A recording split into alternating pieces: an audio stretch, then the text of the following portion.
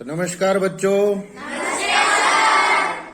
आज हम हिंदी बसंत भाग 2 का 8वां पाठ पढ़ेंगे, जिसका नाम है रहीम के दोहे। सबने बुक्स निकाल ली? Yes sir. तो करें शुरू? Yes sir. हाँ, पहला पैरा है कहीं रहीम संपत्ति सगे, अनंत बहुत बहुरी, विपत्ति कसोटी जे कसे, तेरी साचो मीत कबीरा, तेरी साचे मीत।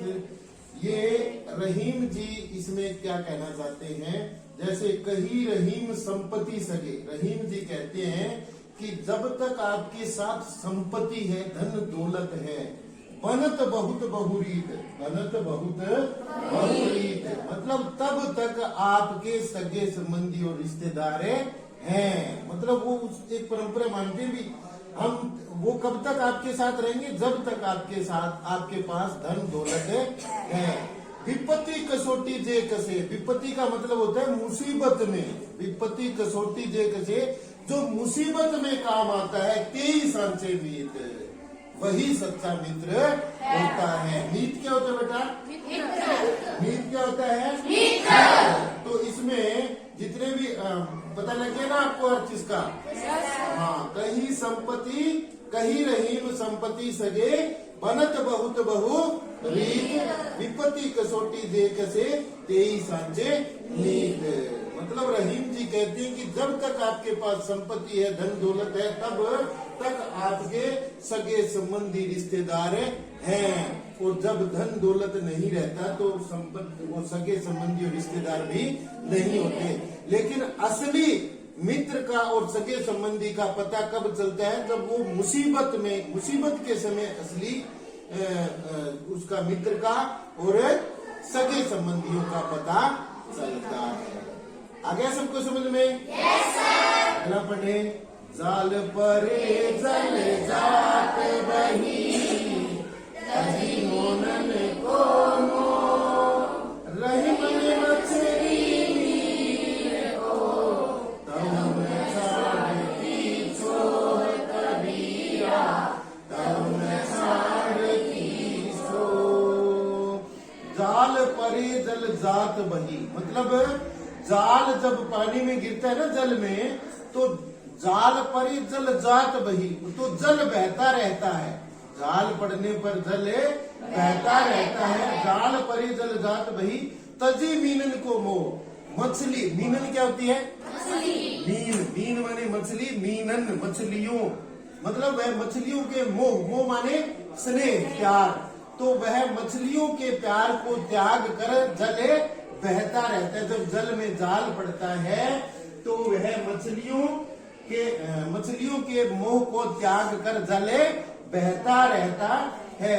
रहीमन मछली नीर को, और रहीम जी कहते हैं कि मछली नीर को, मछली का मतलब मछलियां पानी को छोड़कर तउन छाड़ती छो, तउन छाड़ती छो, छो होता है, क्या होता है? छो प्रेम, ठीक है ना। लेकिन वो जो मछलियां हैं वो पानी के प्रति अपने को त्यागती नहीं है, बल्कि पानी से दूर होने पर मछलियां प्राण त्याग देती है। क्या कर देती है? त्याग देती है। समझ में आ गई क्या बात है? इसमें कवि क्या बता रहे हैं कि जब मछलियों को पकड़ने के लिए जाल जल में फेंका जाता है, तब जो जल है वो जाल से बाहर निकल जाता है। मछलियों को पकड़ने के लिए जब जाल किस में फेंका जाता है? पानी में फेंका जाता है, तो जल जाल से बाहर निकल जाता है। वह मछलियों के प्रति प्रेम को त्याग देता है, लेकिन मछलियां पानी के प्रति प्रेम को नहीं छोड़ती है, और क्या करती है? वे जल से अलग होते ही अपने प्राण त्याग देती है, जान दे देती है। आगे समझ में? अगला पैरा पढ़ो। अगला पढ़ो। तरुवर फल नहीं खाते हैं,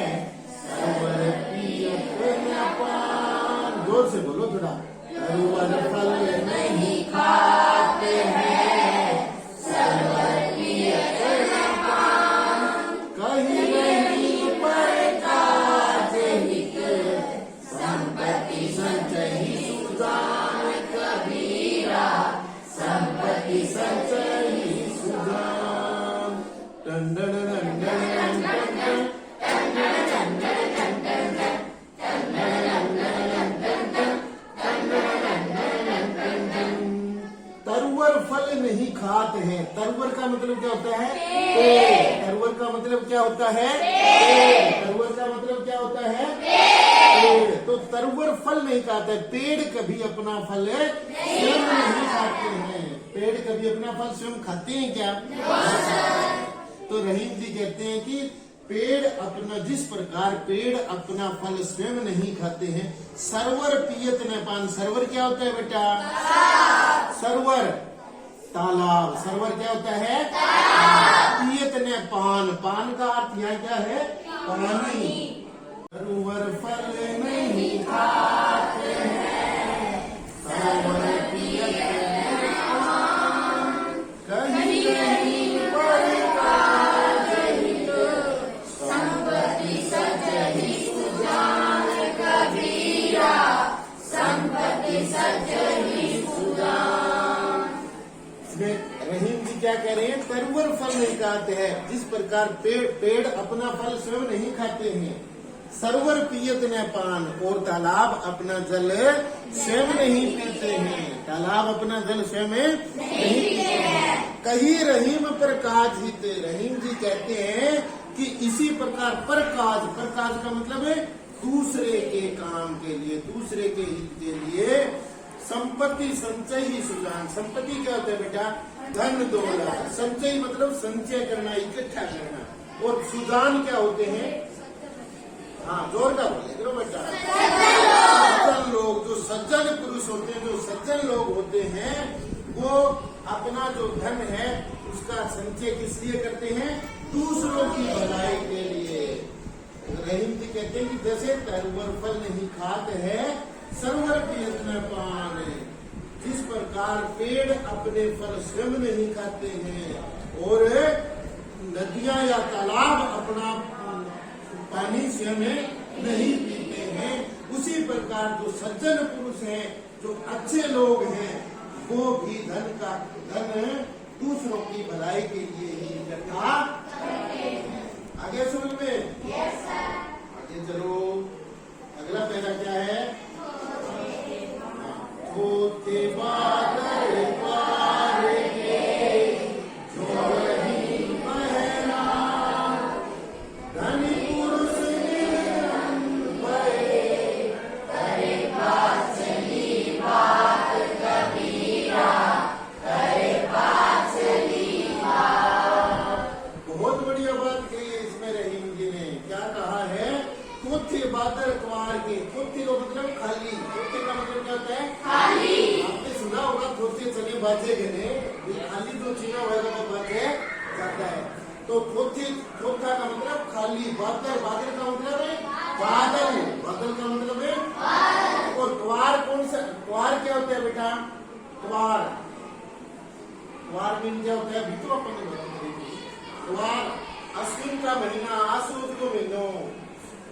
थोथे बादल द्वार के, अश्विन के महीने में जो बादल होते हैं वो थोथे होते हैं, मतलब वो सिर्फ गर्जन करते हैं। ठीक है ना? जो रहीम बहरात, मतलब जिस प्रकार रहीम जी कहते हैं कि जो आसोद के या अश्विन माह के जो बादल हैं वो खाली होते हैं। इसी प्रकार धनी, ये कहता है धनी पुरुष निर्धन भय। जब धनी पुरुष है, धनी पुरुष का मतलब समझ रहे हो ना? आसोद के महीने में बादल खाली क्यों हो जाती है? क्योंकि सावन और भादो के अंदर वो बरस जाते हैं और बादल खाली हो जाते हैं। इसी प्रकार जो पहले जो धनी लोग होते थे और अब जो निर्धन है, वो पुरानी बातों को लेकर के ही घमंड करते रहते हैं। वो पुरानी बातें ही करते रहते हैं। कभी क्या कहता है इसमें? रहीम जी क्या कहते हैं कि जिस प्रकार अश्विन के महीने वाले बिना पानी वाले बादल केवल गरजते हैं। अश्विन महीने के बिना पानी वाले बादल केवल गरजते हैं, उसी प्रकार धनी व्यक्ति गरीब हो जाने पर, उसी प्रकार जिस प्रकार अश्विन के महीने के जो बादल होते हैं ना, वो खाली होने के बाद सिर्फ गरजते हैं। कहते ना गरजते नहीं, बरसते नहीं है, गरजते हैं। तो वो सिर्फ गरजते हैं। उसी पर किस प्रकार है? उसी प्रकार धनी जो लोग, जो निर्धन लोग हैं, जो गरीब लोग है ना, जो व्यक्ति धनी जो लोग हैं वो गरीब हो जाने पर अपनी पुरानी बातें ही करते रहते हैं, याद करके जो पिछली बातों को याद करके घमंड करते रहते हैं। जैसे आपने देखा होगा जो आर्यो ठाकर करे पुरानी बात, आर्यो ठाकर पुरानी बात है। तो एक कहावत सी है, पुराने समय में ठाकर होते थे, ठाकुर राजपूत होते थे, राजपूतों का बड़ा राज चलता था, इनके बड़े बड़े किले होते थे, गढ़ होते थे। लेकिन आजकल इन लोगों के पास गढ़ नहीं है, लेकिन उनके अंदर घमंड आज भी है कि मैं राजपूत है। यहाँ करके कौन करे कहते ही राजपूत आ गए, और कई मोटरसाइकिलों पर लिखा ले राजपूत, लिखा है नहीं, हाँ ठाकुर ऐसे लिखवाते हैं ना। हाँ, तो मतलब वो धन पहले धनी होते थे, लेकिन आजकल निर्धन है, और निर्धन होने के बाद भी घमंड करते हैं।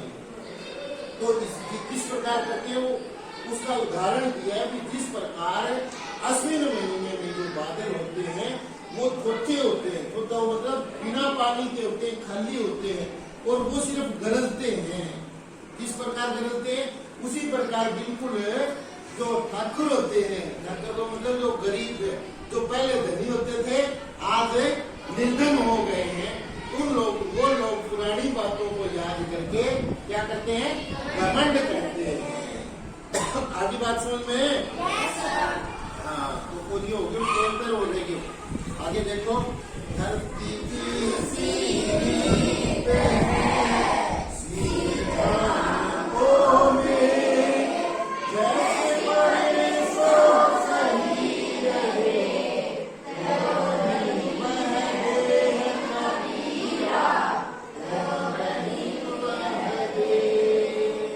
धरती की सी रीत है, मतलब धरती के समान रीत है किसकी, धरती की सी रीत है शीत घाम को में, शीत घाम, शीत को मतलब सर्दी, घाम को मतलब है धूप, और मेघ को मतलब है वर्षा। समझ गया होगा। इसमें कविवर रहीम जी कहते हैं कि इस शरीर में सहन करने की जो क्षमता है वो धरती के समान